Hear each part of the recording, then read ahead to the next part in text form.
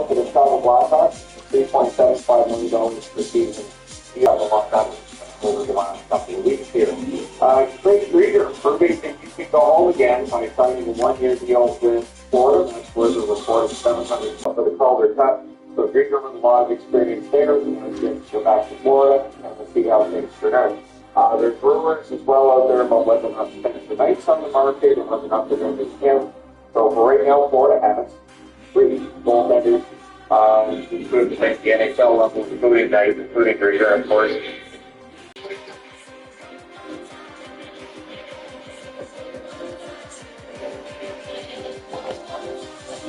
Ramlock is a high-strength mechanical outlet lock and cord retention mechanism that secures C4. Check. Is this thing on? Yup, it is. Don't worry, folks. I know some of y'all have been worried about my health, but it's okay. I'd rather spend my time of the day indoors talking about hockey news rather than going outside and getting some sun. Quite frankly, I think it's a little bit too crowded anyway at all of the Canada Day events. But either way, take a look at the Vancouver Canucks signing that happened while I was having my beauty sleep. The Vancouver Canucks GM Patrick Allvin has announced that the club has agreed to terms with defenseman Vincent Desharnais on a 2-year contract with a $2 million AAV. Go out there and read the Vancouver Canucks press conference here as they have agreed to terms with Vincent Desharnais on a 2-year contract. Yep, we have just said that. We were really impressed by the strides Vincent made this year at the NHL level, Allvin said. Our team got to see firsthand how big and strong he is on the ice during our playoff series against Edmonton. The coaching staff are really looking forward to working with him this year to help him grow and improve as a hockey player. Desharnais, 28 years old, appeared in 78 games for the Oilers in 23-24, registering 11 points and 54 penalty minutes. He also had a +3 +- rating. He played in 16 playoff games for the Oilers last season, recording 1 point and 22 penalty minutes. The 6'7", 226-pound defenseman has played in 114 career regular season NHL games, all with Edmonton, recording 16 points, 85 penalty minutes, and a +18 +- rating. In 28 career playoff games, Desharnais has registered 3 points and 30 penalty minutes, while averaging 15.41 penalty minutes. The Laval QC native was originally drafted by Edmonton in the 7th round, 183rd overall, in the 2016 NHL draft. So, Vinny Desharnais, I gotta say this before we dive into the fact that the Canucks are getting a nice defenseman here. Good on Vinny Desharnais. He was drafted back in 2016, never really broke out as a full-time NHL player until 2022, 2023, and then this year, 2023, 2024. He's 28, yes, so he's pretty old, but the development this guy went through was crazy. USHS Prep School League, so the Minnesota Prep School. Then he was in Chilliwack for the BCHL. Then he went a full 4 years at the Providence College team in the NCAA. Spent some time in the ECHL before going back over to the AHL, and then was in the NHL. This guy went through the absolute ringer to find himself on an NHL contract today, making $2 million a year for the next 2 seasons. This is a crazy path, and I don't think anybody on the Canucks can match this. This is like Alex Burrows' level of weirdness. Of course, no Burrows was drafted there, and he was drafted in the 7th round. So there's a lot more to like here when it comes to the predictability of Desharnais. But still, 6'6", 216 pounds as listed on Elite Prospects. The Canucks website has him at 6'7", 226. So whether or not he's 6'6" or 6'7", who really cares? He's Nikita Zadorov sized. And this was a guy who, with this previous season, I had him on my fantasy team for a good chunk of the year because he blocks shots, he hits, he's really physical, and ultimately what the Canucks are going to have to do here with Desharnais is make sure that he ends up not giving the puck away as much as he did with the Edmonton Oilers. Sure, he was a good enough player to play with the team, but he was scratched sometimes, so it wasn't like he was always perfect.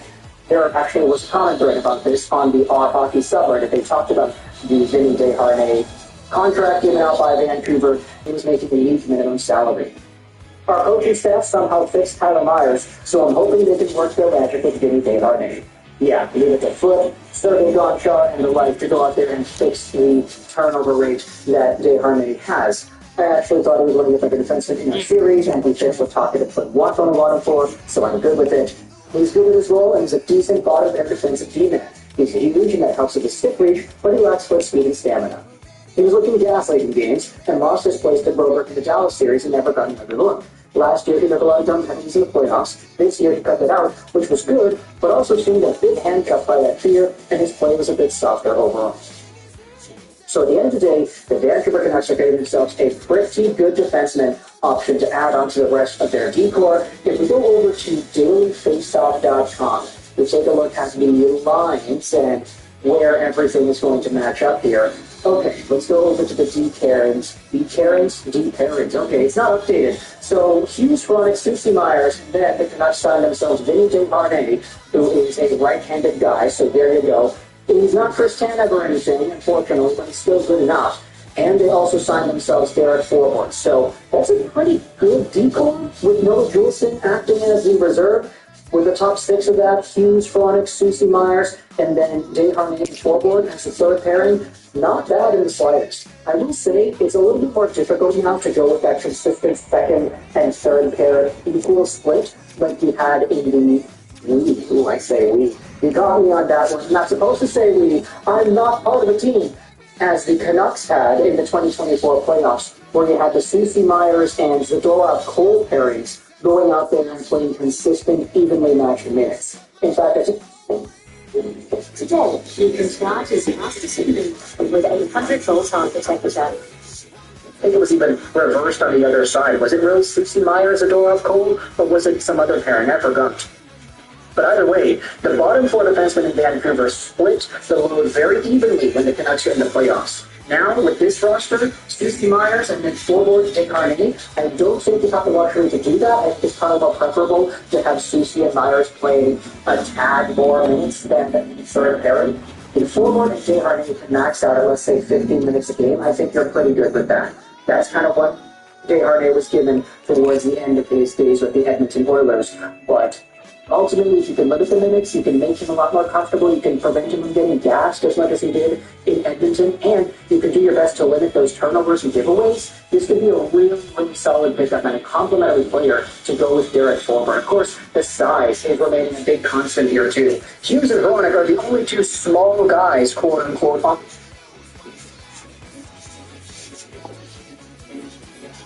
Welcome back. All right, so more news of the day. Yep, this is why I have to do an historical video. What's the point? Nobody's going to be paying attention to historical videos today, but it was going on in 1839. That's the date, though. The new year, is now a member of the Vancouver Canucks. He, of course, formerly of the Edmonton Oilers, part of the team that knocked out Vancouver. Now Vancouver gets him. 2-year deal, $2 million per season. Patrick Galvin talking at the press conference about picking up Kiefer Sherwood, saying that Quinn Hughes was excited to get him because apparently he heaved off the Vancouver Canucks. It's not the terminology used, but yeah, it's close. But yeah, heaved off the Canucks. They're glad he's going to be with them rather than against them. That's kind of a hockey standard. Guy you really hate playing against, you generally want on your team. Also, Patrick Galvin saying that Demko will be ready for training camp, but also throwing in that he hasn't needed any medical procedure as of yet. So that has to be considered to be at least a little bit concerning, right? Just a little bit. But at any rate, saying that Demko is going to be ready for training camp, good. I hope that is the case. Also saying Brock Besser is fully recovered from the blood clotting issue he had, which took him out of the playoffs. There was some concern about how long he might be out, but it sounds like Besser is perfectly fine. He's working out. Everything's good. And there's a familiarity that Forbort has with certain members of the Canucks, including Besser, and it should allow him to integrate a little bit faster into the lineup than others might. The NHL picking the busiest day in National Hockey League news of the year to drop this. Joel Quenneville and Stan Bowman have both been reinstated to the National Hockey League, which has generated a lot of reaction. I'm going to say that I'm not surprised that the NHL's reinstated them. I'm not sure if that was the job that I was asked. If I was in a position to reinstate them, would I? I don't think I necessarily would have, but either way, the NHL's done so. They are eligible to be shot with general manager, which is so particularly great either. I would be very surprised if the team doesn't give Joel Quenneville a job, to be honest. I feel like that's very likely going to happen, and we can all have that discussion at that point in time. But yeah, I do think that's very likely to happen. So, Sean Walker, it's official with Carolina. So I reported during live stream he's going to Carolina, but now we know the term. 5-year deal for Walker, $3.6 million cap hit. I like Walker. It will help to make up for some of the losses on the blue line for Carolina today. And no, I don't necessarily feel like Carolina's out of the conversation as a contending team. I don't think that's the case, and I don't think they're done either. Obviously, Mages is still there, and so Walker joins the team. We'll see what else Carolina has in store for us the rest of the summer. Alexander Carrier does officially re-sign with the Nashville Predators, which was the expectation. It's a 3-year deal. The cap hit $3.75 million. For Carrier, that's a fair deal. I think that's a fair deal for Nashville. So you look at some of the money going to the defenseman today. $3.75 million for Carrier, perfectly understandable. And Houston Saros, he signed an extension with Nashville. It's officially official. We heard this coming a while ago. But it's an 8-year extension for Saros. The cap hit $7.74 million. So there's a 74. Where's the 74? Not too shabby. Well done. And yeah, Saros is going to be staying with the Nashville Predators. Remember what happened to last season? They were all pretty good at being traded. Not so much. Keep in mind that some money was technically supposedly on the trade block. The trade requirement, trade demand was huge for Saros. So yeah, we'll see how things go for Nashville this year. But the excitement is understandable. It should be a fascinating season in Nashville. Pavel Sagan has been added by the Winnipeg Jets. It's a 1-year deal for him, $1 million. I would expect him to end up backing up Hellebuck and Comrie likely starting the season in Manitoba, if he passes through waivers, of course. But yeah, Sagan signs a 1-year deal. And I thought he had a decent run at the end of the season with New Jersey. His overall numbers not necessarily fantastic, but again, it's a backup, and if you're the backup to Hellebuck, you're not going to play a ton. All the security In an interview after joining the Boston Bruins, there was a little bit of color there in that basically said, yeah, my nickname's just Big Z where I play. I don't want to use the nickname Big Z in Boston. I've already seen Little Z getting used to this terminology as well. Why not just Big Z? I mean, just say it differently. Just instead of the American Z, just go Z, Canadian, right? I mean, not Canadian, maybe it was charming, but still. At any rate, yeah, Zadorov looks like he's excited to play in Boston. And why not? They gave him a 6-year deal. He can get comfortable and not have to worry about being traded. He's bounced around a little bit there the last few years, so good on him for finding a home in Boston. We'll see how things go there. Matthew Kane officially re-signed with Dallas Stars. They heard last night this was going to happen. It's a 1-year deal. It's a $3 million deal. So Kane stays. So Dallas' depth up front still pretty good. A lot of discussion about the changes they made on the blue line today. But yeah, the forward group still pretty good. Dallas is still going to be a playoff team. The Central Ocean with the Boston. The other stories, they lose a carrot, they gain a carrot. So Sam Carrot went to the New York Rangers, but Connor Carrot is signed with the NHL Oilers. It's a 1-year, 2-way deal for him. It's a $775,000 cap hit at the NHL level. Carrot's a good villain. He can play in with your NHL team. He also can play waivers and go down to the AHL. And so it's a good signing for the Oilers. You absolutely have to have that. The Minnesota Wild decided to go with quantity. And this one, they signed 8 players to 2-way deals, the most prominent of those 8 being Devin Shore and Reese Johnson, formerly of the Blackhawks. And I talked earlier about Travis Boyd signing a 2-way deal for him. So these may very well be AHL level signings for the most part. Brandon Johnson is one of the 8 they signed too, so they have a really good, strong AHL franchise, but also it does give them some depth organizationally. Also, Jake Middleton gets an extension with the Minnesota Wild. It's a 4-year extension. This is pricey, $4.35 million per season. One thing I've noticed with the signings that Garen's put out there, it feels like they tend to be kind of high. But yeah, Middleton's $4.35 million per. If you look at the advanced stats, he had a rough season at points last year. If Spurs is back and he's playing his Spurs, and odds his underlying numbers are going to get better, so we'll see. So yeah, Middleton, 4-year extension. Let me know your thoughts if you're a Minnesota fan on how you feel with that extension. Kyle Dubas talking at Frankfurt today about Pittsburgh, and it feels odd because, they do sell off Riley Smith. Dubas saying that there is no plan to rebuild and that they want that he wants to build a contender before that core, prior to developing the fans decided. So it feels like with Pittsburgh that they sell off Riley Smith. However, they want to remain in contention for a Stanley Cup. They want to build themselves up to that level. It's going to be a challenge. It's going to be a huge challenge for Pittsburgh. I know there are those among the Penguins faithful who don't think that it's going to happen that way, but we'll see, right? Let me know your thoughts in the comments section below. So the question would be, how does Pittsburgh build themselves up to be Stanley Cup contenders? Let me know your thoughts. Hit like and subscribe if you've not done so already. Thank you guys so much for all your support. I do expect to be back at just one more time today because I do want to look over who's still available on the free agent market. And so if you're keeping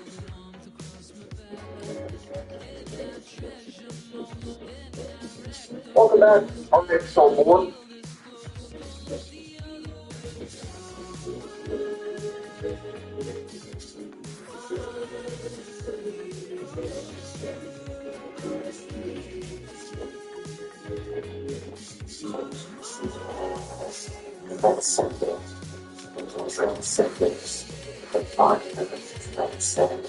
Yeah, okay, buddy. New polarized berry blizzard. It's vodka that tastes like berries. Polarized. No fudge vodka. You know we had to do it. The Red Wings. This is it, baby. This, I'm Jack Campbell, not to disrespect the Sheldon Dryses of the world, nor the Eric Gustafsons, but this is probably the best signing the Red Wings have had today. The Red Wings have signed forward Christian Fischer to a one-year contract with an AAV of $1.125 million. This is something that a lot of Red Wings fans are freaking out about in a very good way. Solid signing, good day for Stevie. I believe in the spending spree. We still have a bunch of our future to sign before we can go out there with bags of cash around. Real fans love this sign. It's easy to tell who doesn't watch the games in this thread. Fish is back. Fishy, Struba, what a terrible day. Okay, no. People are a little bit mixed on it, but I think a lot of fans that don't really pay too much attention wouldn't really come to appreciate the greatness that is Christian Fischer. This is one of the hardest working sons of bees you will find on the Red Wings roster next season, and it's not even really close. 27 years old, 6'2", 214, right-handed Red Wings center. He's a total grinder, a pure one in the sense of the word. He scored 19 points in 79 games played this most recent season, and 27 points in 80 games with the Arizona Coyotes the year before that. Now, of course, that doesn't stand out to you right away. If you're just looking at points, you're talking about numbers, you're like, okay, well, this guy doesn't seem all too special. Why is he great? It's because this is one of the hardest working guys, be it said. When you have a bottom six that goes and goes and goes, it does something to your team. You don't want your players at any point in your lineup taking the night off. But it's a lot easier for fewer guys to take the night off when you see a fourth line of bottom six going out there and working their behinds off every single shift. Christian Fischer is just that. He gets in hard on the forecheck, he hard battles on the boards, he's really, really aggressive. He does not back down from any confrontation. And there's a reason why this contract is seen by a lot of Red Wings fans as a celebration. In fact, if you go over to the R Hockey thread, I mean, it's a pretty good reaction, I would say, from most of the Wings fans over here. Take a look at the replies. I'm imagining other people from other teams' fan bases coming into this thread and wondering why we're all so hyped for a fourth liner. He has so much heart and a great style of play. He gave it his all for us last year. Crafted the next order with some sneaky good plays and backhand goals and passes at times. He also is a funny and good player in the locker room. Solid move, yeah, no problem with this. Probably my favorite signing today. 7 Fishers over 1 Stamkos. Great deal for Jeff King. This is the signing I was hoping for. So let me know your thoughts in the comment section below about Christian Fischer re-signing with the Detroit Red Wings $1.125 million AAV. For me personally, I love this contract. He's a fantastic player. Just a total athlete in every sense of the word. And if the Red Wings fans want to come out there in the comments, let me know your thoughts. Hey, that is totally your right. Comment section is your floor. Let me know your thoughts in the comment section below about Christian Fischer signing with the Wings. Hope you enjoy this video from 9 and 5.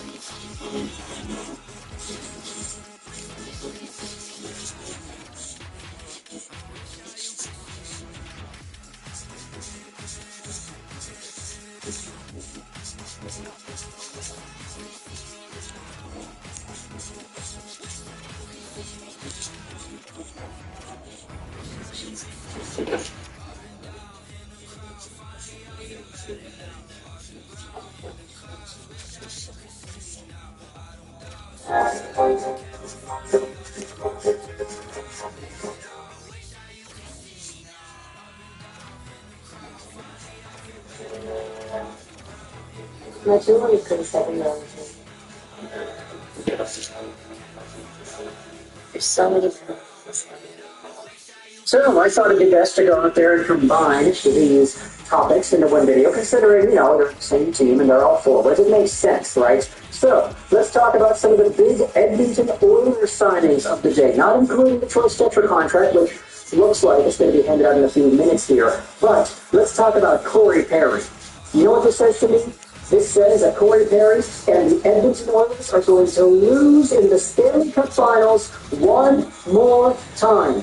2025 Finals loss confirmed. Stanley Cup Finals down once again. The Corey Cup curse continues. Shouldn't even be in the league anymore. Better have offered Janmark more than that. Oh yeah, we'll get to Matthias Janmark in a little bit. But Corey Perry has signed to a one-year, $1.4 million contract. And look, this is not like the most important and biggest and baddest move in the world. It's totally not. But it is kind of fun. I mean, you look at the memes, Corey Perry has now lost 4 Stanley Cup Finals in 5 seasons with 4 different teams. He is inevitable.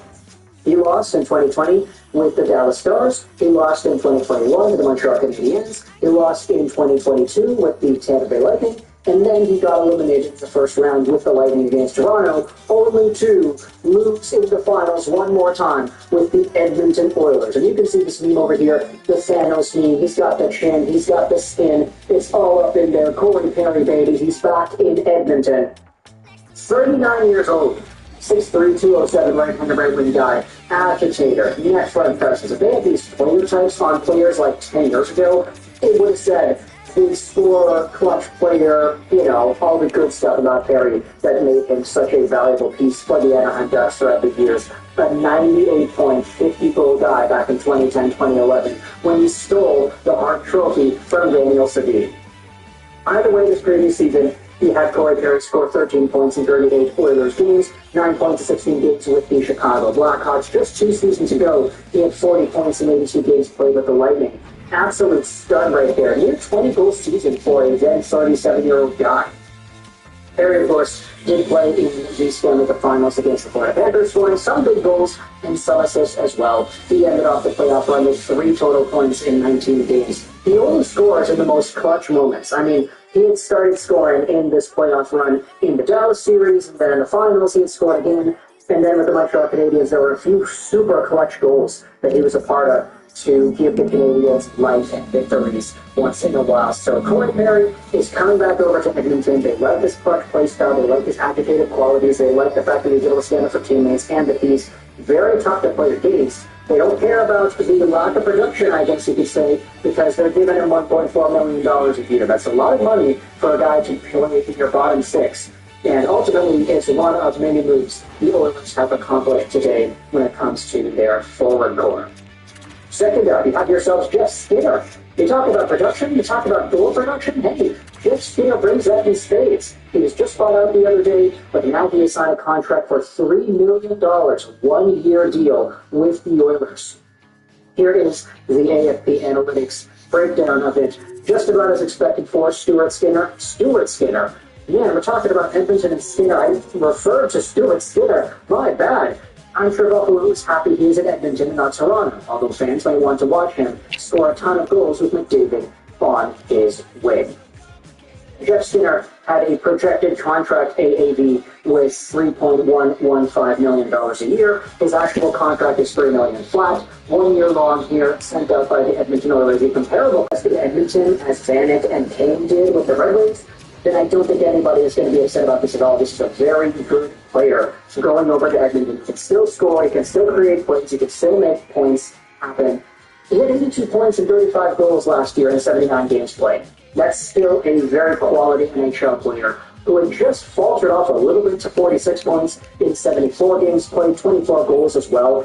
That is certainly not worth the $9 million he was making in Buffalo, so it's easy to see why they bought him out. It's just super unfortunate to see the way that Skinner's career bounced up and down and up and down. He was such a goal scorer and a threat with the Carolina Hurricanes. 37 goals in 79 games. He then broke onto the scene with Buffalo. $9 million contract, 40-goal season, 63 points. But then he dropped all the way down to 14 points in 53 games played. That is a total travesty of a number there, especially for the contract. He bounced back, he made himself worthwhile, and then he got bought out, and he got signed here by the Edmonton Oilers, maybe as the one pure sniper that Connor McDavid will play with in his career. I mean, think about it. Has Connor McDavid ever played with a pure sniper other than Draisaitl? Draisaitl doesn't count, he's good in his own right. But Jeff Skinner is that kind of a guy. Zach Hyman is a goal scorer, but he's not a sniper. You know, he's a net front presence banging, perhaps a crease kind of guy, putting the garbage before the whistle kind of guy. So Jeff Skinner brings a different element of goal scoring to the Edmonton Oilers. It's certainly a welcome one, and I think a lot of Oilers fans are going to appreciate this contract as it goes on.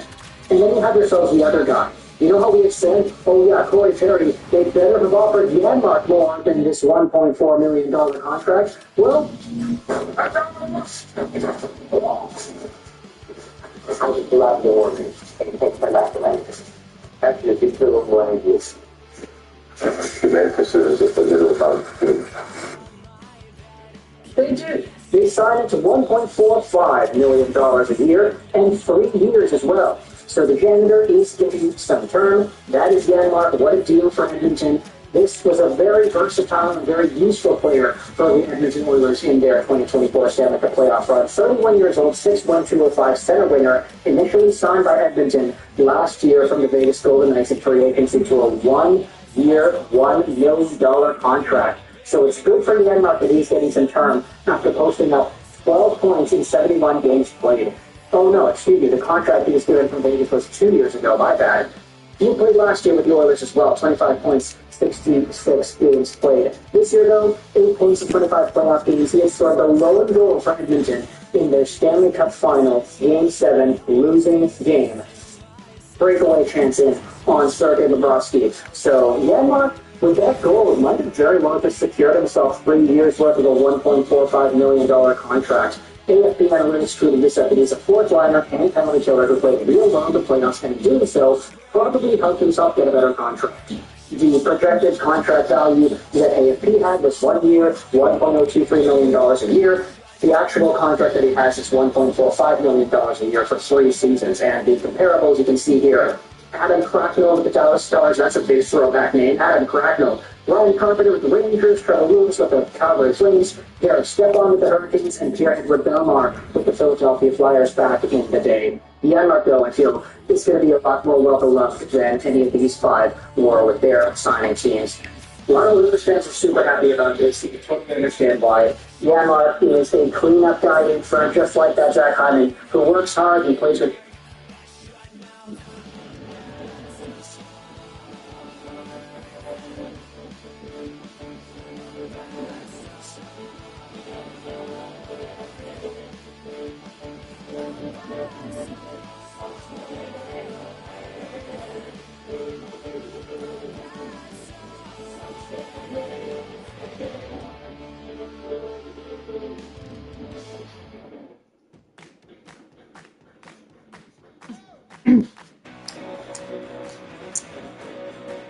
John.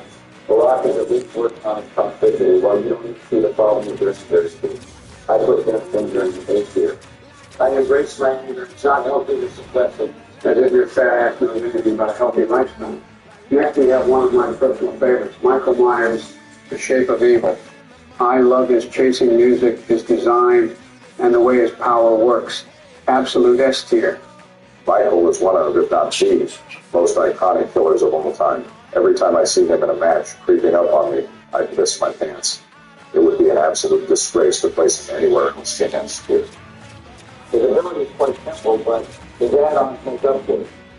He can be challenging, amusing, or still terrifying to play against. Just put him in S tier already.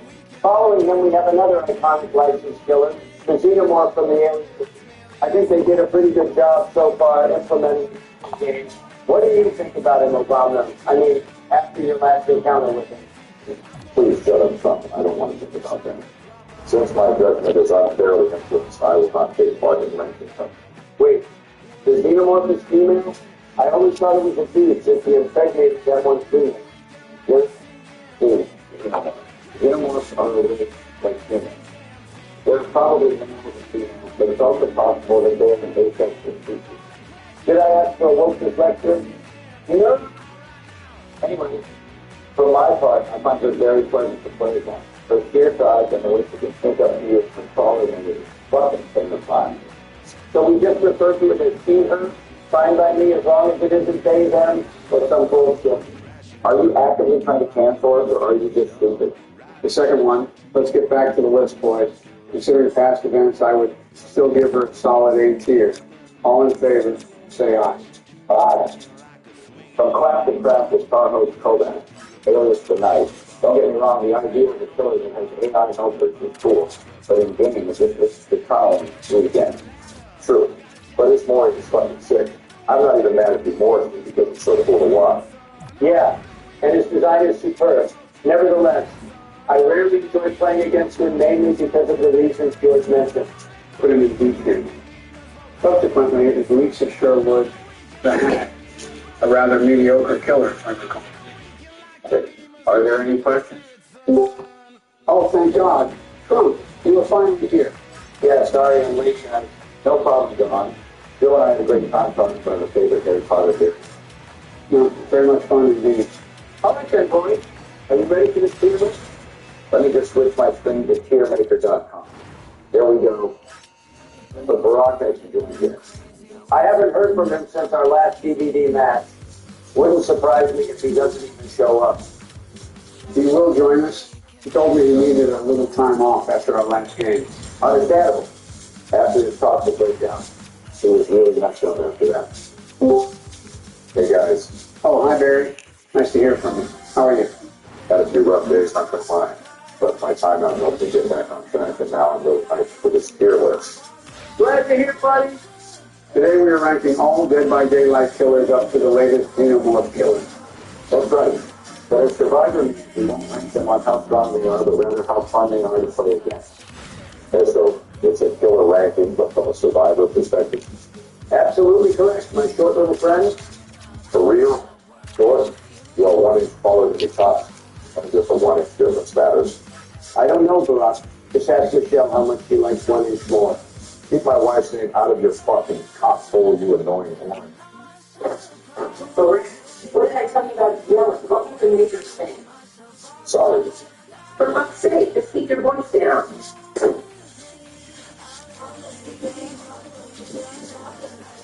If this is to be the end, then I will tell them of the beginning. Michael really wears the pants in your household.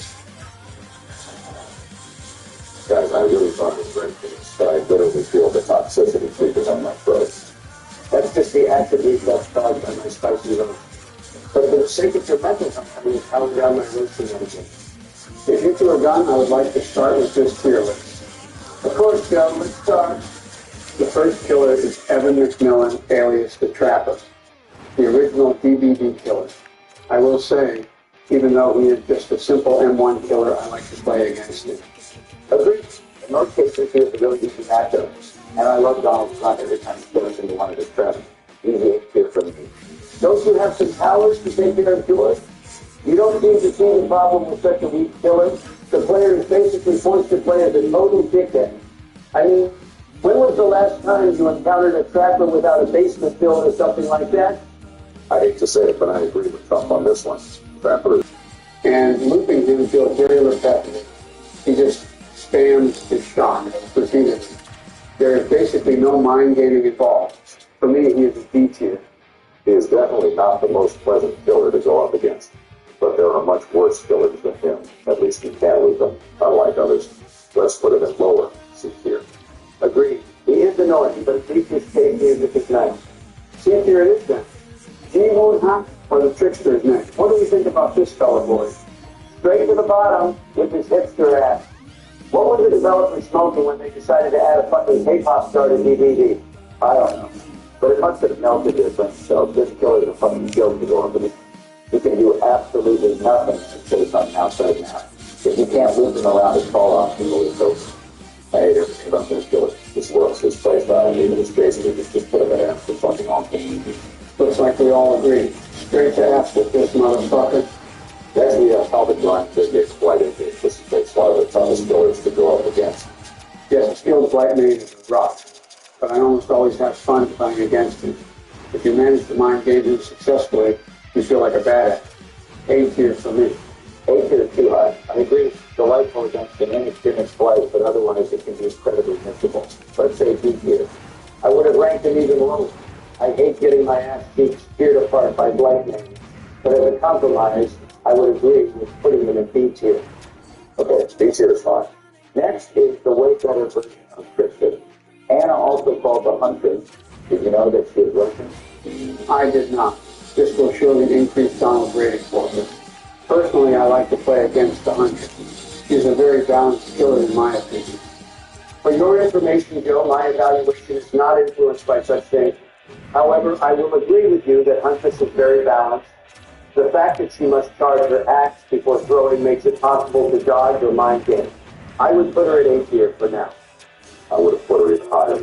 Not only is she excited to play against, but she's also an absolute baddie. Why am I not surprised? What the hell do you want to apply to? Nothing. You just seem to emphasize nothing wrong about that. Next is one of the biggest pieces of shit this game has to offer. Elliot Spencer, a.k.a. the Cenobite, a.k.a. Pinhead. I fucking hate this Massachusetts game spamming.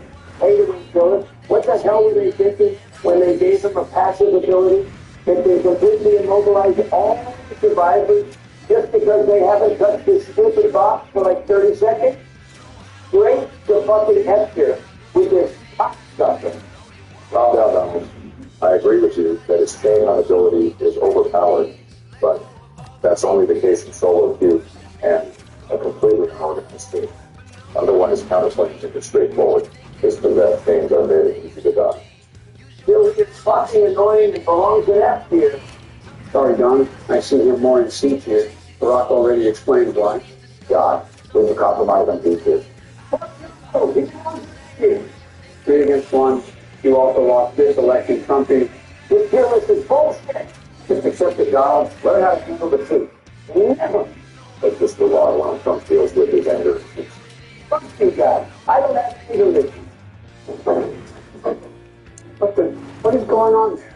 I know this behavior already. Just keep going. Okay then. Next we have Philip Ojomo or the Raid. Now that Donald is busy destroying everything in his sight, he should be able to race these killers at a faster pace. I think Race is very balanced and overall quite blissful to play against. He has a simple and easy to understand ability that isn't unfairly overpowered but also not too weak. So the matches are still interesting. I would put him into H tier. Agreed. Jeffrey Vaughn, the clown. It's so boring to face off against him.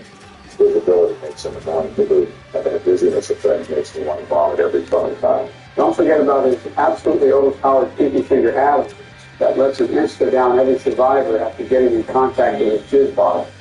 If he didn't have some of the most hilarious combinations and a terrific choice music, he would be F tier.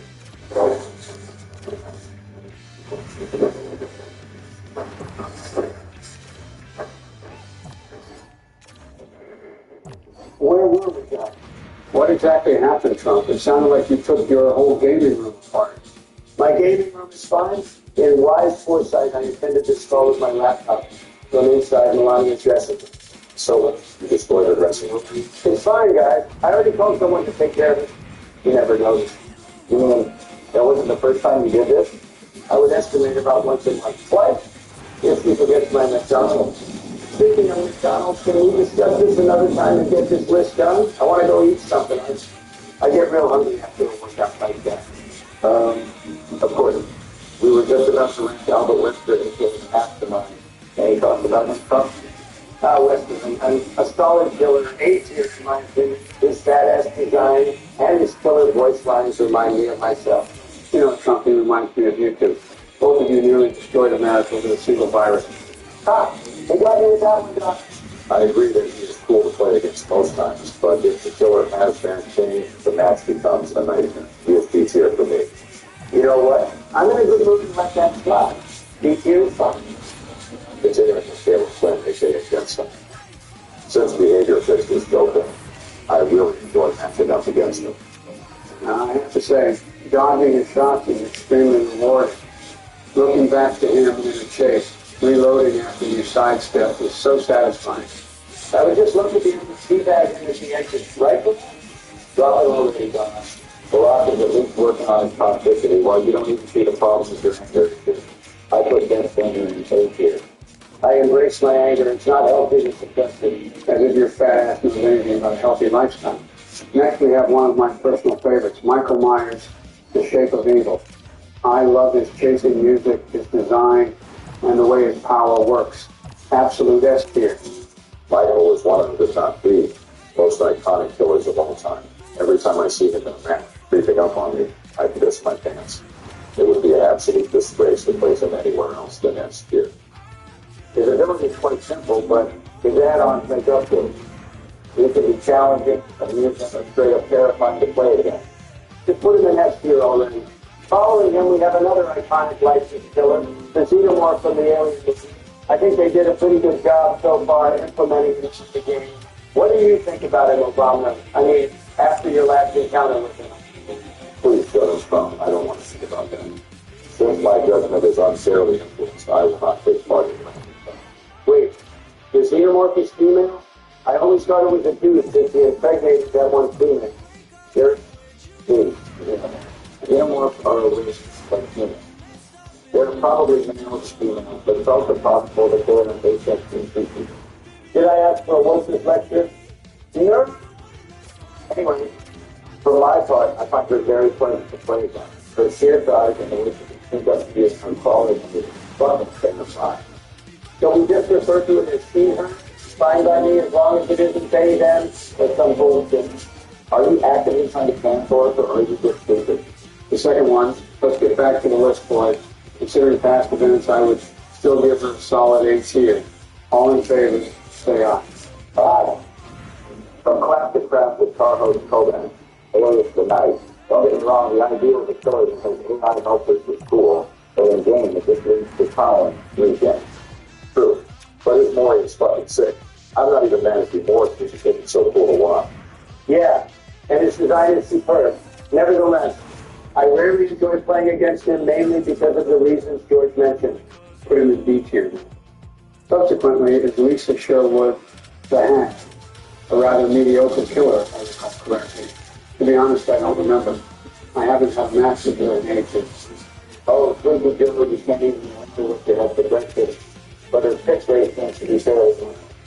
Just for your information, I had eggs for breakfast. And, or was it lunch? Anyway, don't just put her in the middle at the lower end of G tier since no one has any opinion about her. Now we have the ugliest bastard of them all, the Dredge, a.k.a. the real pussy face. I genuinely like the approach behavior took with him. His appearance and the Nightfall ability truly brought back the horror aspect of DVD. I think he is S tier. He really is the most horrifying DVD killer. But once you have adapted to the Nightfall ability, it becomes annoying rather than scary. You are basically on standby, just wandering through the dark, hoping not to bump into the killer. Yeah. If you are not working on the generator by the time the Nightfall starts, it's best to get high. I'm with Joe and Gordon on this one. Let's put it in A tier. That's still an excellent rating. Are you okay with that, Trump? It's all right, guys. I'm DoorDash getting orange chicken from Panda Express. Your ridiculous opinions don't bother me right now. Orange chicken would be fine right now. Hey, Trump, order one for me, too. I will come over after this and we watch the new One Piece live action series and devour this delicious chicken.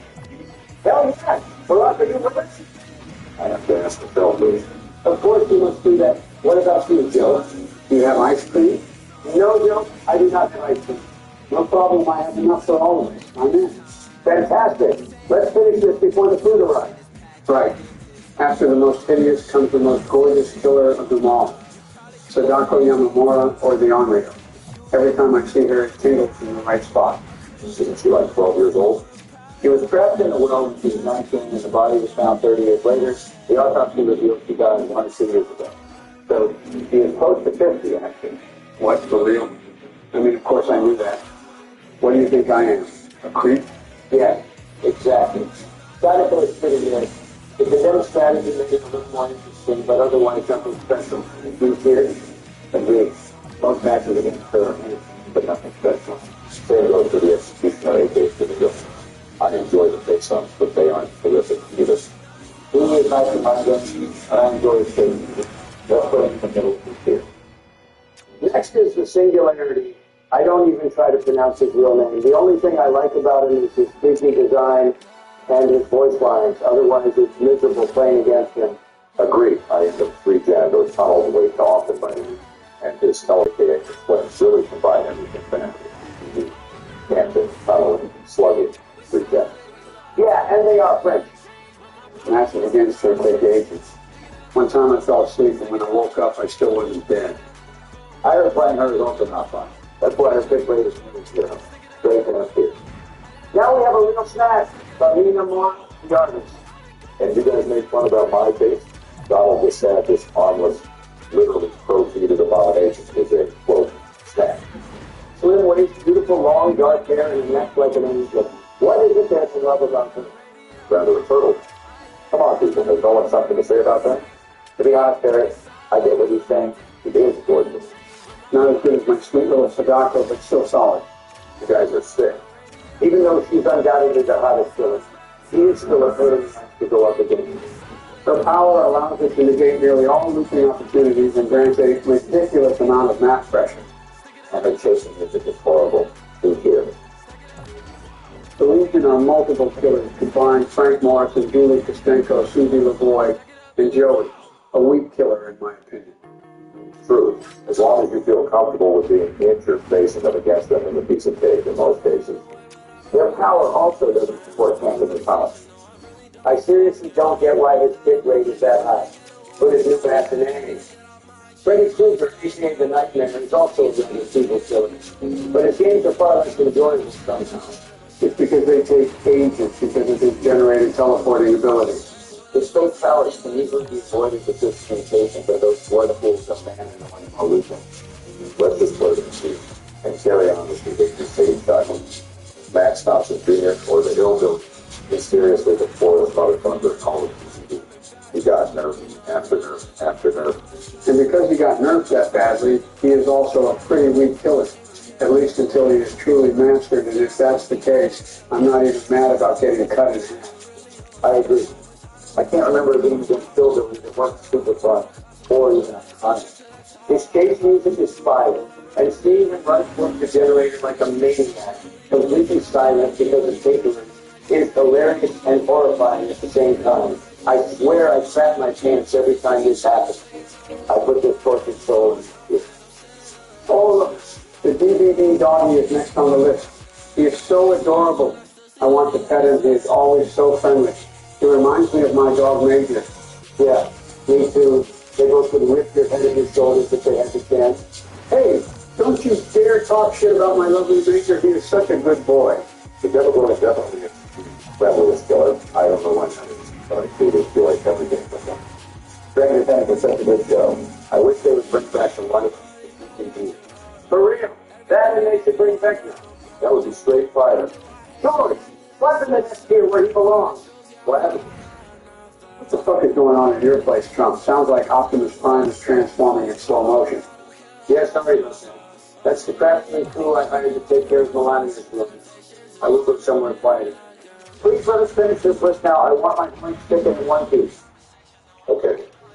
I will make it quick. Bubba Sawyer, example, is a mediocre killer. With him, it really depends on the player. You can have a camping tunnel, but you can also have something like basement Bubba. Honestly, Bubba sometimes don't even play the game to win. Middle of the tier. I will be honest. I think we all agree that he is very similar to Billy, although his player base is not quite as enjoyable. That makes him top of 8 tier for me. I want to do Nemesis. Nemesis could be cool if his fucking zombies wouldn't harass me all the time. Especially if I'm trying to do gens.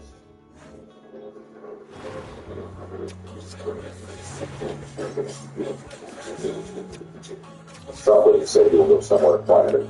Did you mean your bathroom? Kill the rock. My pants are on, so we are cool. Anyway, where was I? Then it would be B or even 8 tier for me since his abilities are overpowered and his chase music is kind of funky. But the zombies ruin his score and bump him down into C tier. We are flying through these killers right now. I will keep the drive up and finish Amanda Young, alias the Pig.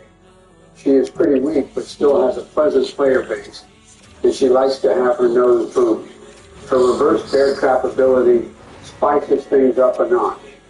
Sadly, she has the default chase music that bumps her from top A to lower A tier. Wow, Joe, I'm impressed. If you were always this efficient, you would always be an acceptable president. Fuck off, Sleepy George. Never call me that. You totally killed our flow. Let's try to keep it going. What are your thoughts on Adiris, a.k.a. the Plague Song? Her blood vomiting power is OP, but as long as nobody is cleansing the sun. Donald, don't tell me yours. Calm down, guys. I'm just watching. I would hope so. Anyway, I have to agree with Trumpy. She is strong but not unfair. But it's annoying that med kits are basically useless. I like the challenge to the table. I will put her at the lower of the PC. Speaking of unfairly overpowered, the nurse is without a doubt the most overpowered of them all. She can literally end chases in seconds. Pallets and windows don't affect her, and the only countermeasure is vulnerability. She is also not that hard to learn, especially on PC. The only thing that prevents her from empathy, in my opinion, is that news nurses are fucking hilarious. Can't understand how behavior hasn't nursed her until now. That's obviously because of their reputation. Explain that to me. Think about it. As long as the by far strongest killer is not a DLC killer, nobody can call him out for being paid to win. Never thought about it like that. That's why I am the smart and innocent member of our group. You are the fat, smart aleck that everybody hates, like Hartman from South Park. Hartman is brilliant and go get it. In my eyes, that's a compliment. So why don't you shut the fuck up? Let's finish this already. Now comes bringing him a Hogan, a.k.a. here, and I'm going to be honest, guys. If I had the chance, I would ban her without hesitation. Seriously, what is wrong with you, George? She has cut off lips and sharp glass everywhere.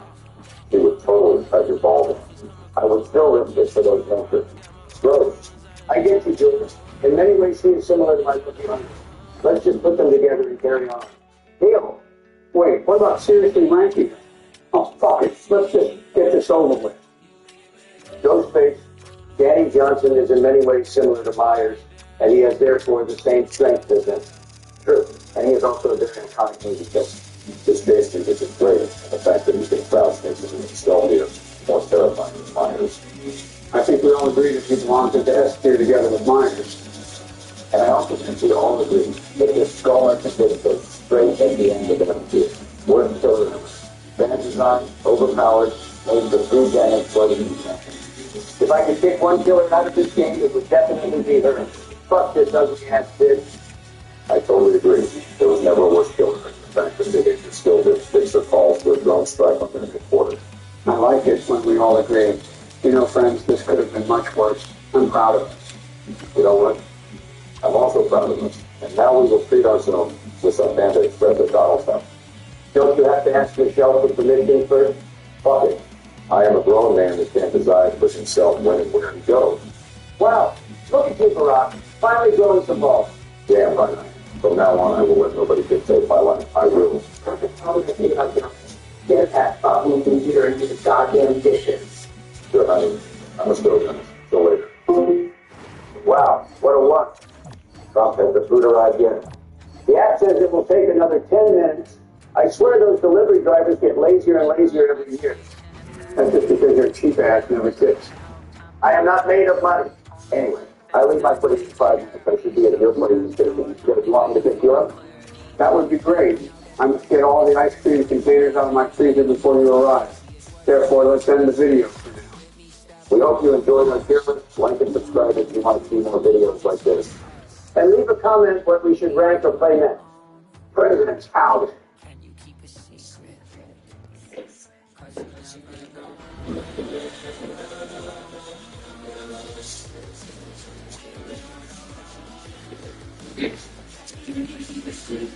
Help.